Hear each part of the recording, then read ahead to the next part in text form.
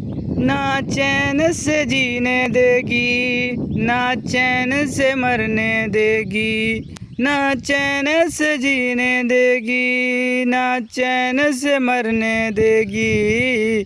चले चलें तुम्हें तारों के शहर में, धरती पे दुनिया हमें प्यार न करने देगी।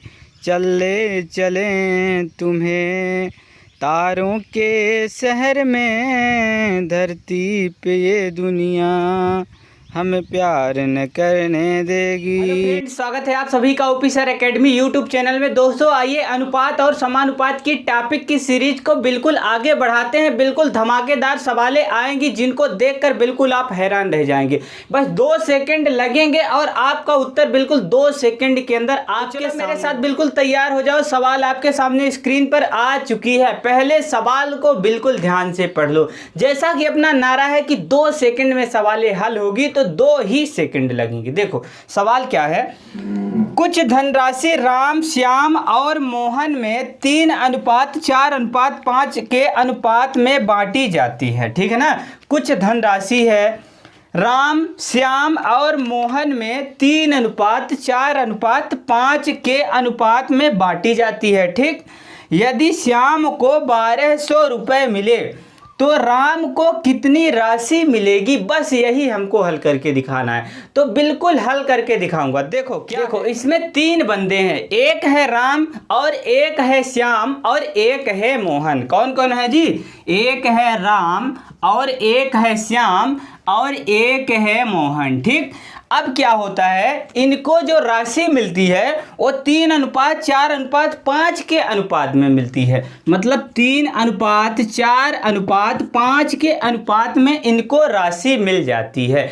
अब आप मेरी बात बिल्कुल ध्यान से सुन लो। ठीक है ना।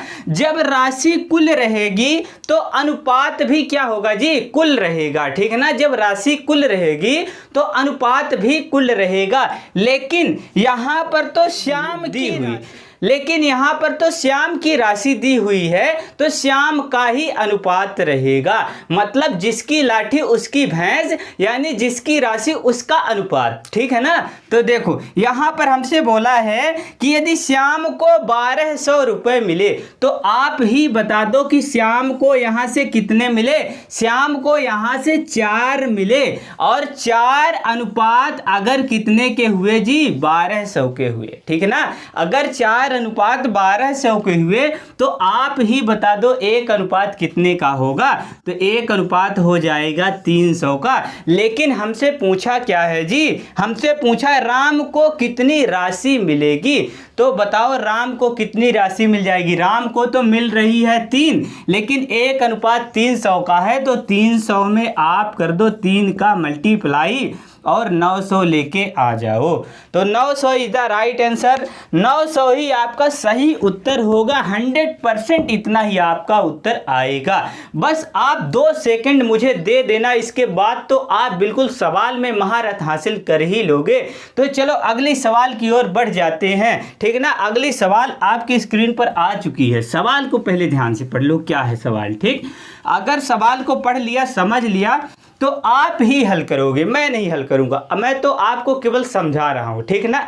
देखो सवाल क्या है। एक व्यक्ति के पास 280 मीटर लकड़ी का टुकड़ा है। ठीक है ना। एक व्यक्ति के पास 280 मीटर लकड़ी का क्या है जी? टुकड़ा है। यदि छोटे भाग की लंबाई बड़े भाग का 75% है, यदि छोटे भाग की लंबाई बड़े भाग का 75% है, तो छोटा भाग जांच करके दिखा दो। हमसे बोल रहा है कि छोटा भाग बिल्कुल आप जांच करके दिखा दो। तो चलो मैं इस छोटे भाग को जांच करके दिखा देता हूं। मेरे सामने बिल्कुल आप बोर्ड पर नजरें गड़ा लो। बस 2 सेकंड आप मुझे दे देना, इसके बाद तो आप सवाल में महारत हासिल करोगे। तो देखो क्या है कि एक व्यक्ति के पास 280 मीटर लकड़ी का टुकड़ा है, तो आप बता दो कि लकड़ी का टुकड़ा कितने मीटर का है? कितने मीटर का है जी? 280 मीटर का लकड़ी का क्या है? टुकड़ा है। ठीक। किसके पास? एक व्यक्ति के पास। एक व्यक्ति के पास 280 मीटर लकड़ी का क्या है जी? एक टुकड़ा है। अब आगे देखो, यदि छोटे भाग की लंबाई बड़े भाग का 75% है तो एक भाग छोटा है और एक भाग बड़ा है। तो ये एक भाग छोटा हो गया और एक भाग बड़ा हो गया। हमसे बोल रहा है कि यदि छोटे भाग की लंबाई बड़े भाग का 75% है तो अगर आप ही बताओ कि अगर बड़ा भाग कितने का होगा जी? 100 का होगा तो छोटा भाग 75 का होगा। क्योंकि हमसे बोल रहा है कि छोटे भाग की लंबाई बड़े भाग का 75% है। ठीक, अब यहां से अगर मैं इसका अनुपात निकालूं तो अनुपात निकालूंगा तो यहां से क्या करो, 25 75 हो गए, 25 चौको 100 हो गए, तो 3:4 का हमें क्या मिला जी? अनुपात मिला। अब आप 280 मीटर लकड़ी का टुकड़ा है, ये बड़ा भाग का है कि छोटा भाग का है या दोनों का है? ठीक है ना, तो आप बोलोगे कि दोनों का है। तो आप बताओ 4 3 कितने हुए? 7 हुए। तो अगर 7:280 के हो गए, ठीक है ना, यदि 7:280 के हुए तो एक अनुपात आप ही बताओ कितने के होंगे? 7 चौको कितने होंगे? 28, तो 40। तो एक अनुपात कितने का होगा जी? 40 का हो जाएगा। लेकिन हमसे क्या पूछा है? हमसे तो यह पूछा है छोटा भाग ज्ञात करो। छोटा भाग क्या करना है जी? ज्ञात करना है। तो आप बताओ छोटा भाग कितने का है जी? 3 का है। तो 40 में आप कर दो 3 का मल्टीप्लाई 120 लेकर आ जाओ। ठीक है ना, 120 इज द राइट आंसर। 120 ही आपका सही उत्तर होगा। 100% इतना ही आपका उत्तर आएगा। बिल्कुल शॉर्ट ट्रिक लगा रहा हूँ, यूनिवर्सल ट्रिक है, कहीं पर इस तरह की सवाल में लागू कर लेना, बिल्कुल आपका आंसर आएगा, 100% आंसर आएगा। अब चलो अगली सवाल की ओर बढ़ जाते हैं।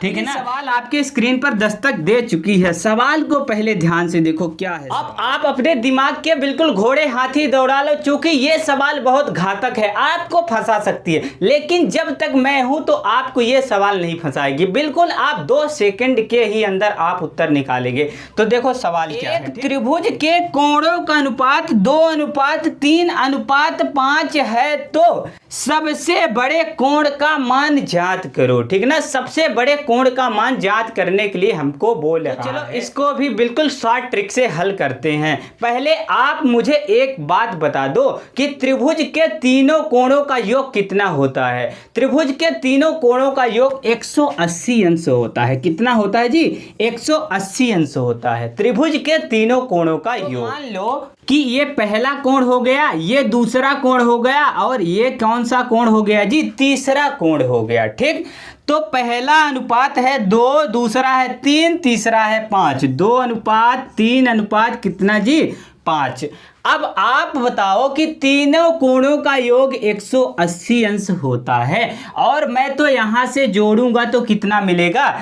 5 3 8 2 कितने? 10। मैं बोलता हूं कि तीनों कोण मिलाकर 10 अंश के होंगे और आपके बुक में लिखा हुआ है कि तीनों कोणों का योग 180 अंश होता है। तो अगर 10:180 के हो गए तो आप ही बता दो एक अनुपात कितने के होंगे? तो एक अनुपात कितने के होंगे जी? 18 के होंगे। तो एक अनुपात हो गया 18 का। तो अब बताओ आपसे क्या पूछा है? आपसे पूछा है कि बड़े कोण का मान ज्ञात करो। तो आप पहले ये बताओ कि बड़ा कोण आप कैसे पता करेंगे कि कौन सा कोण बड़ा है? तो जो सबसे बड़ी वैल्यू रहेगी वही कोण बड़ा होगा और जो सबसे छोटी वैल्यू रहेगी वही कोण क्या होगा जी? छोटा होगा। ठीक, तो यहां से सबसे बड़ी वैल्यू क्या है जी? 5 है। तो 5 क्या होगा? बड़ा कोण। आप क्या करोगे कि 1:18 का है तो आप कर दो 18 में 5 का मल्टीप्लाई। ठीक है ना, तो 18 पंजे कितने होंगे जी? 90 होंगे। 90 इज द राइट आंसर। 90 ही आपका सही उत्तर होगा। हमसे क्या बोला है? हमसे बोला है बड़े कोण का मान ज्ञात करो। तो बड़ा कोण क्या होगा जी? 90 अंश का हो जाएगा। बड़ा कोण कितने का होगा? 90 अंश का होगा। 90 इज द राइट आंसर। 90 ही आपका सही उत्तर आएगा। बिल्कुल 100% इतना ही आपका उत्तर होगा। अब चलो अगली सवाल की ओर बढ़ जाते हैं। अगली सवाल आपके स्क्रीन पर पहुंच चुकी है। सवाल को पहले ध्यान से पढ़ लो, ठीक। अगर पढ़ लिया, समझ लिया तो आप ही हल करोगे, ठीक। देखो क्या सवाल। एक व्यक्ति के पास थैली में 1 रुपए तथा 50 पैसे के सिक्कों का अनुपात 3:4 है, ठीक। यदि कुल राशि 45 रुपए है तो 50 पैसे के सिक्के जांच करो। ये हमसे बोला है, मतलब 50 पैसे के सिक्के जांच करने के लिए बोला है कि 50 पैसे के कितने सिक्के हैं। तो देखो बिल्कुल इसको भी हल करते हैं। देखो आप बताओ कि 1 रुपए तथा 50 पैसे के क्या है जी, सिक्के हैं। 1 रुपया के सिक्के हैं और कितने के हैं जी, 50 पैसे के सिक्के हैं, ठीक ना। 50 पैसे के बताओ 1 रुपए और 50 पैसे के सिक्कों का अनुपात कितना है जी, अनुपात है 3:4। कितना है जी, 3 क्या है जी, 4 है। तो आप मुझे बता दो कि सिक्के कितने होंगे। पहले ये हमको हल करके दिखाओ कि सिक्के कितने होंगे। तो अगर 1 रुपए के सिक्कों की संख्या कितनी है जी, 3 है, तो ये हो जाएंगे 3 रुपए, ठीक ना। ये हो जाएंगे कितने, 3 रुपए। और 50 पैसे के सिक्कों की का अनुपात क्या है जी, 4 है। तो अगर आप 50 में 4 का करोगे मल्टीप्लाई तो 50 चौको कितने होंगे जी, 200 होंगे।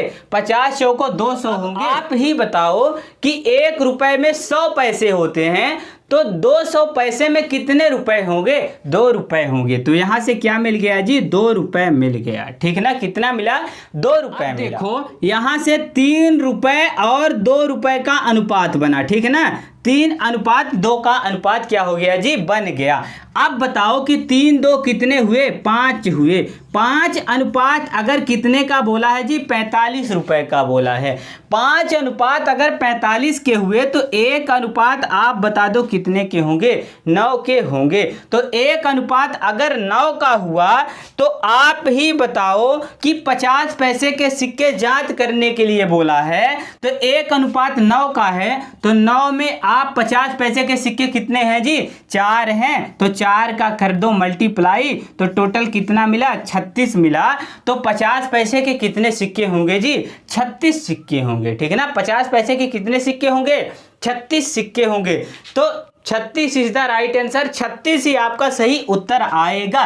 देखो कितना आसान तरीका लगाकर समझा रहा हूं, बिल्कुल शॉर्ट ट्रिक लगा रहा हूं। बस शॉर्ट ट्रिक लगाते ही आपका उत्तर आ रहा है, बिल्कुल धमाके के साथ आपका उत्तर आ रहा है, ठीक। अब चलो अगली सवाल की ओर बढ़ते हैं।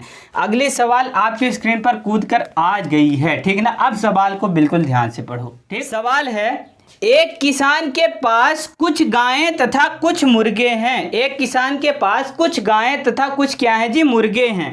यदि सिरों की संख्या 48 है तथा पैरों की संख्या 120 है तो किसान के पास गायों की संख्या जांच करो, ठीक है ना।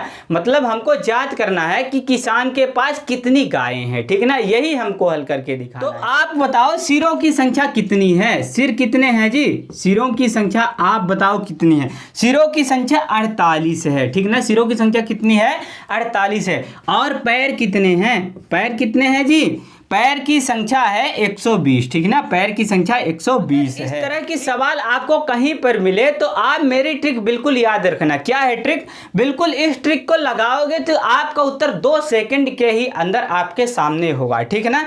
क्या है ट्रिक कि आप क्या कर दो, पैर को कर दो क्या, आधा, और माइनस कर दो सिर, ठीक है ना।